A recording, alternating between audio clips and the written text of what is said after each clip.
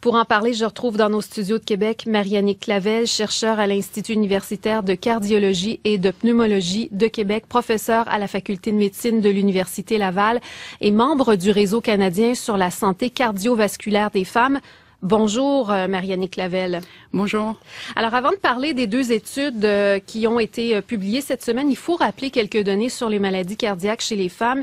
Il ne s'agit pas de faire peur à nos auditrices, mais c'est une sorte d'appel à la vigilance. Il y a un chiffre qui est peut-être méconnu, c'est que les femmes sont 5 fois plus à risque de mourir d'une maladie cardiaque que d'un cancer du sein? Oui, tout à fait.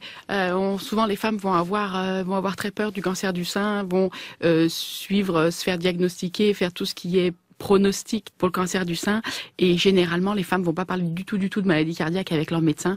Or c'est beaucoup plus prévalent au niveau de la santé des femmes que le cancer du sein finalement. En gros, qu'est-ce qu'on peut dire au sujet de l'incidence des maladies cardiaques chez les femmes? Mais en fait, d'abord les maladies cardiaques hommes et femmes sont quand même relativement prévalentes. Tout au cours de la vie, si on prend 5 personnes, il va vraisemblablement y en avoir une qui va faire une maladie cardiaque. Donc déjà, c'est pas bénin. La deuxième chose, c'est qu'on a toujours pensé dans l'inconscient collectif que la maladie cardiaque était une maladie d'hommes et qu'il y avait probablement 80% d'hommes qui avaient de la maladie cardiaque et que 20% de femmes.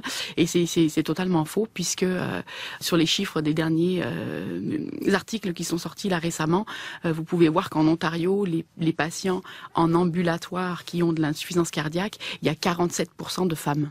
Donc, revenons plus précisément à ces deux nouvelles études qui ont été publiées cette semaine.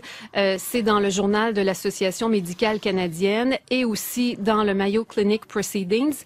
Qu'est-ce que ces deux études-là nous disent de nouveau au sujet de la maladie cardiaque chez les femmes?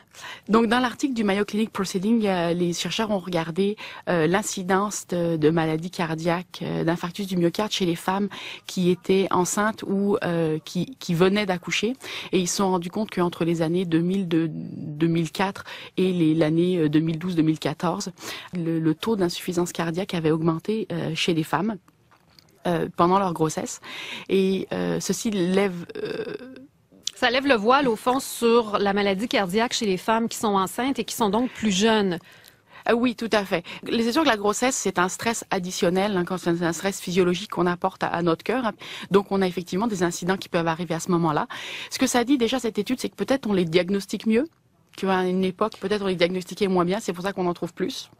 Mais c'est pas banal au cours d'une grossesse, et donc il faut être attentif aussi. Exactement. Les gynécologues, les gens qui vont suivre, les obstétriciens doivent suivre aussi leurs patientes pour les risques de maladie cardiaque. Surtout si l'âge est un petit peu plus avancé, si les patientes sont diabétiques ou ont du diabète de grossesse, font de l'hypertension ou des choses comme ça.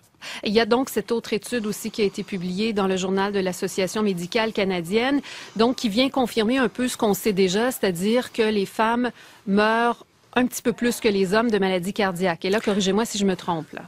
Non, absolument pas, vous vous trompez pas. Donc, cet deuxième article, c'est un article qu'on appelle populationnel, c'est-à-dire sur l'Ontario, on a regardé les codes d'hospitalisation des patients pour une maladie cardiaque, des patients qui étaient connus pour maladie cardiaque déjà. La première chose, déjà, c'est ce que je disais tantôt, c'est qu'il y a 47% de femmes. Donc, c'est pas tant une maladie d'homme que ça. Ça, c'est la première chose. La deuxième chose, heureusement, entre les années, je pense, fin 2009, 2010 et 2015, on a une diminution de la mortalité aussi bien pour les hommes que pour les femmes. Mais par contre, la mortalité et la réhospitalisation pour insuffisance cardiaque demeurent supérieures chez les femmes que chez les hommes.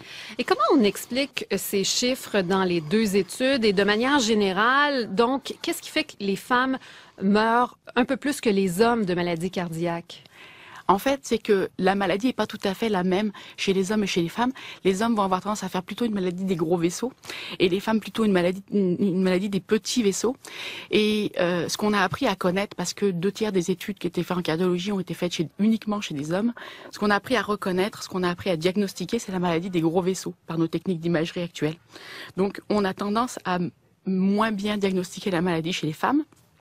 De plus, ce qui est reconnu dans la population générale comme un symptôme d'insuffisance cardiaque, d'infarctus du myocarde, c'est vraiment une douleur dans la poitrine qui radie dans le bras, qui terrasse le patient, entre guillemets, c'est plutôt un symptôme masculin. Chez les femmes, on va moins avoir ça. On va avoir effectivement une douleur au niveau du thorax. Hein, il y a toujours une douleur, mais des fois, elle est perçue comme un inconfort, un serrement, pas vraiment comme une douleur terrassante entre guillemets.